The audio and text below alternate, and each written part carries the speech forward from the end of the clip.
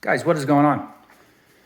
Saturday here in Southern Arizona. I appreciate you guys tuning into the channel for another video. I've been meaning to do this for a while. I've had the machine for just about 6 months now. Just about 7 months. And I wanted to do a 6-month review, but I was busy with a bunch of stuff. And then a couple weeks ago, I decided we're gonna get a set of wheels. So I figured I'll just wait and do the follow-up and then kind of introduce the wheels all in the same video. So we'll start with that. I went with the Pro Armor wheels from Polaris. Polaris owns Pro Armor now. These are 114 a piece. They're not expensive and they're beautiful quality. They are a little more offset than the stock ones. I'm still running the original rubber, and I'll go over all that and why in a second. These are about a 4-3 offset. Stock wheels are 6-1 offset in the front, 7-1 in the rear. The rears, they run a wider rim. And why they do that, I don't know. That's actually gripe number one about the machine. In my overall review of it, is they run the same size tire, front and rear, but they give you a wider rim in the back. So you can't rotate the tires. It's just stupid. It doesn't make any sense.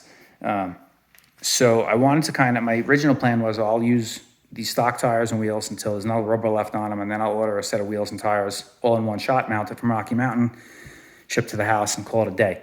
But there was a recall on the machine for the turbo. If any of you don't know, I have Pro XP. Some people, you might have got the letter. There was a stop ride and a recall for the turbo. The oil line could leak. The turbo casting was bad. Cuts into the line, causes oil leak, maybe cause a fire.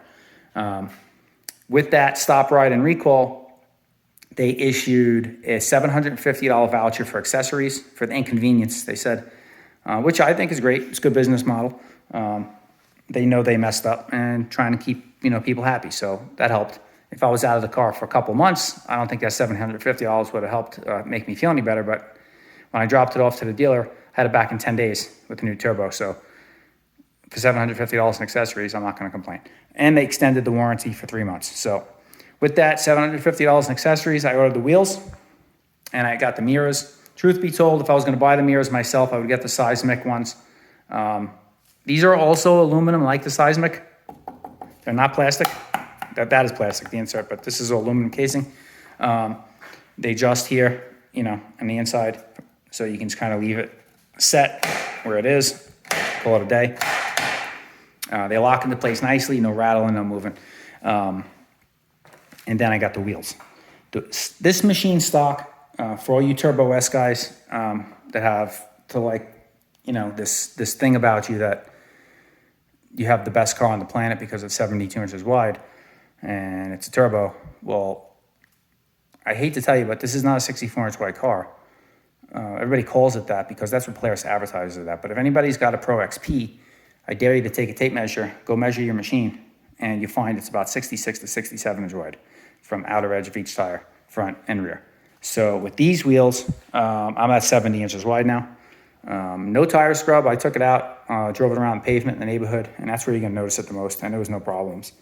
I have aftermarket springs on it, so that helps this car handle a hell of a lot better, because that is gripe number 2.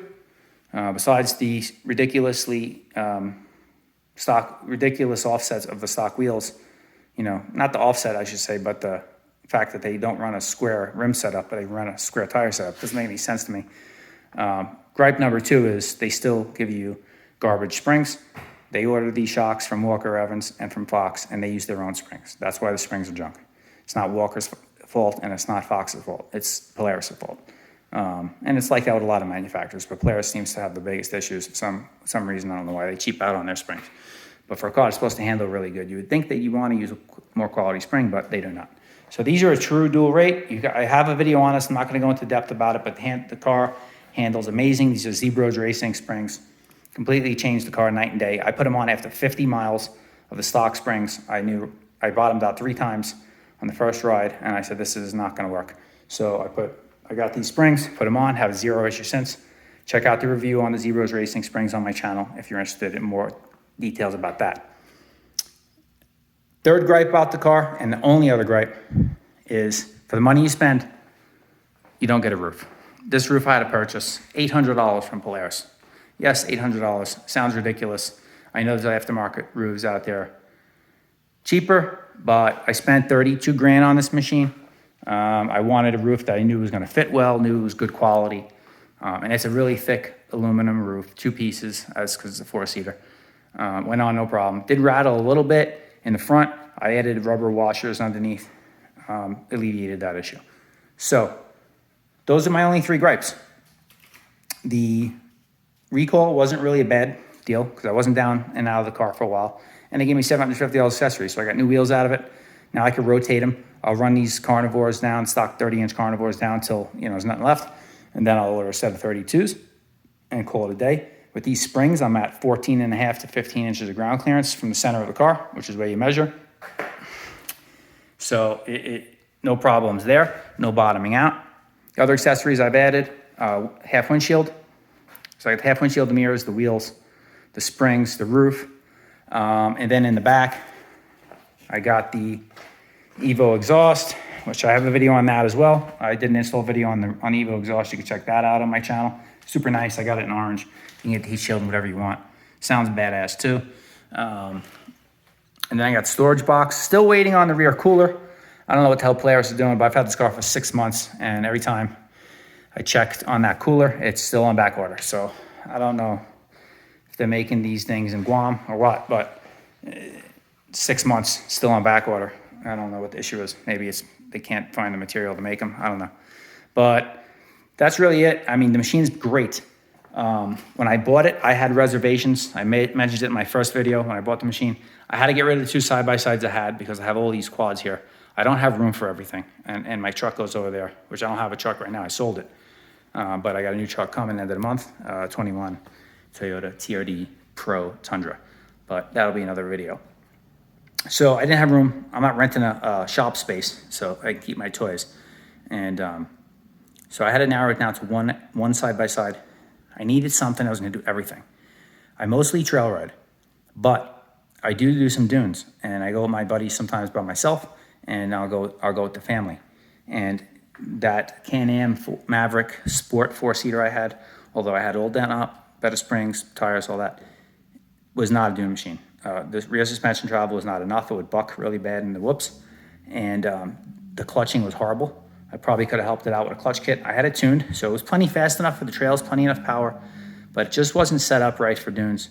It wasn't a dune machine. It didn't do well, so I didn't like it. So the KRX I loved, and I cry to this day that I had to get rid of it, but I need a 4-seater. So it was the Pro XP. It was the only option for me. I wanted something that could do everything. This does everything. I did not want the Turbo S. Don't kill me for this, all you Turbo S fans. I know you got that 72-inch wide monster of a machine, and it's the biggest, baddest thing on the planet. I understand how you feel, but it's not the best car. And I'll tell you why. This is the chassis moving forward. There's a reason why they discontinued the Turbo S. They're discontinuing all the old line, okay? The original Razors, Turbo S aside, but the original Razor platform, those things were rattle traps. They sound like they were falling apart when you rode it. That was my biggest gripe with Polaris. So the Pro XP is a 100% different chassis. And after close to 600 miles now I got in 7 months, and I ride it hard. There is no looseness. There is no rattles. There is no feeling like it's going to fall apart, clunking in the suspension. Nothing. None of that. There is no problems with the car. It has been great. And the styling, if you ask me, from the front, I can understand if you look at it from the side profile, some people think it looks a little funny with the cage, but you can alleviate that with an aftermarket cage. There's a million companies.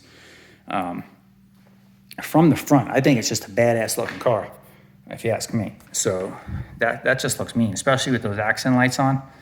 It's badass, if you ask me. But it's all personal preference and opinion. So it's 70 inches wide now with the wheels. And it handles great. I don't have any complaints. It does everything: dunes, trail rides, fast desert riding, especially with the springs that I have on there now. It just handles like it's supposed to. The ground clearance is great. No problems whatsoever. The kids love the ride comfort in it. The seats are super comfortable. The best seats of any stock machine. I don't care what you tell me. These things are awesome. Comes with all the harnesses. Comes with the Rockford Fosgate stereo. You can add the subwoofer. It doesn't come with the subwoofer, but it comes with 6-speaker Rockford Fosgate. It is super, super loud. If you have a 2020 Pro XP and you're saying, Joe, you're an idiot, the Rockford Fosgate sucks, it's not loud at all, I hate it. I've heard that before. There is a software update. I can tell you right now, the volume on this thing screams. The highs and the mid-ranges are so loud.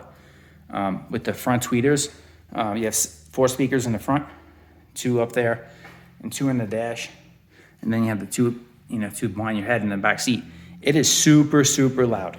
Okay, it's just super loud. I have no problems with the stereo. You can add the sub. Polaris sells the sub. You can add that. It's $750, but it's just a direct plug and play. So power it up. See how many miles are on this now? I forgot. Close to 6, I'm guessing. So let's see what we got. Yes, 651. So I have more than I thought. So 651 miles. The only thing with the electronic, you got everything in here. The Rockford Fosgate, the navigation, the stereo. It takes a couple minutes to boot up. And there is a loud popping sound if you just turn the key on.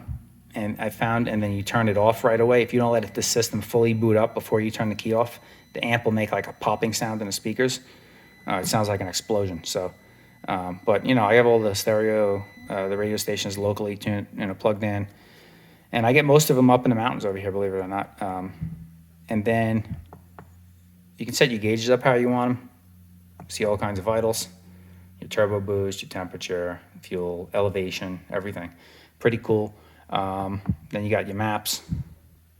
Of course, everybody knows about Ride Command. So it's a good car, man. I mean, for what you get, all these electronics and stuff, it's got the LED accent lighting.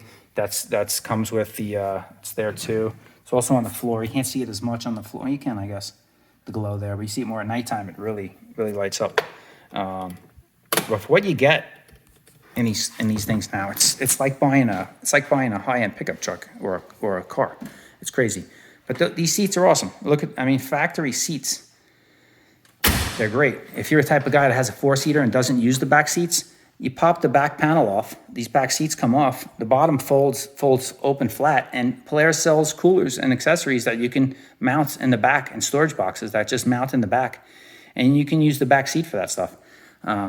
So it's really modular, and it really suits a lot of different needs for everybody and every type of rider and every type of terrain. It's not a 64-inch wide car.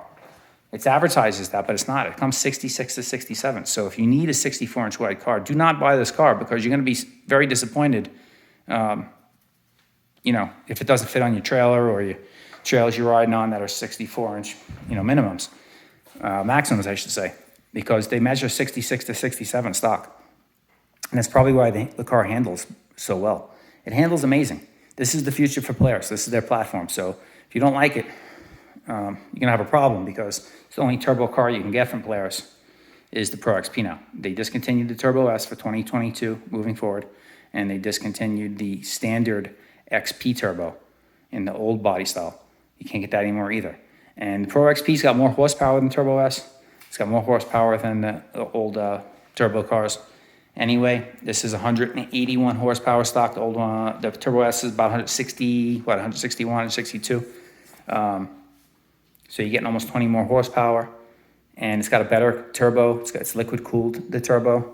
So it's got the potential for even more horsepower. And internals, from what I was told, are slightly different on this motor than on the turbo models and the other cars.